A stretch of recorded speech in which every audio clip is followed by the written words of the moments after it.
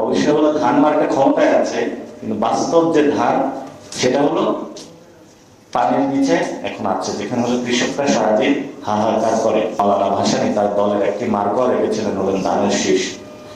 অবশ্যই সেই মার্কা চুরি হয়ে গিয়েছিল, মাওলানা ভাসানী এখন আছেন, নাম আছে, মার্কাটা চুরি হয়ে গিয়েছে। তো মাওলানা ভাসানী হলো কৃষক নির্ভর একটি রাজনীতি বাংলাদেশে সূচনা করেছিলেন।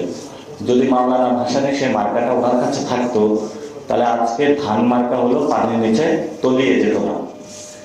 তো এখন যদি আমি আপনাদেরকে প্রশ্ন করি যে বাংলাদেশের খাওয়ারে যদি ধান, এটা কই চলে গেছে, এটা হলো পানির নিচে তলিয়ে গিয়েছে।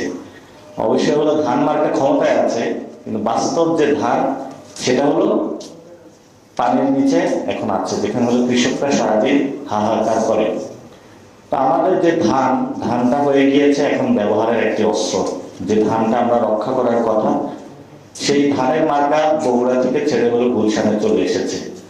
ফলত এখন প্রায়োগিক অর্থে ব্যবসায়ী যারা রয়েছে, সিন্ডিকেট যারা রয়েছে এই ধান কেন্দ্রিক, তাদেরকে হলো সংযোজন করা এবং তাদেরকে পুনর্বাসন করাই দায়িত্বের জায়গা প্রধানমন্ত্রী।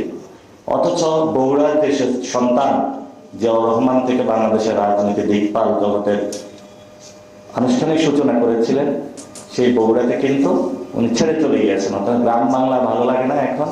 গুলশানে যারা ব্যবসায়ী, যাদের কাছে টাকা আছে, সিন্ডিকেট টাকা আছে, হাওয়া ভবনে যাদের সাথে যোগাযোগ ছিল, তাদের কাছে আজকে ধান চলে গিয়েছে। এটা হলো বর্তমান আমাদের হলো রাজনীতি।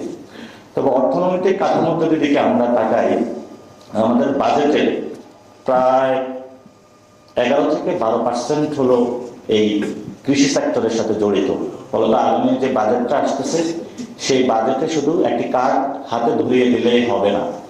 সেই কার্ডের অ্যাক্সেসিবিলিটি, একটা কৃষক তার কার্ডের কতটুকু সরকার জায়গাতে অ্যাক্সেস করতে পারে সেই সুযোগটা আমাদের সৃষ্টি করতে হবে।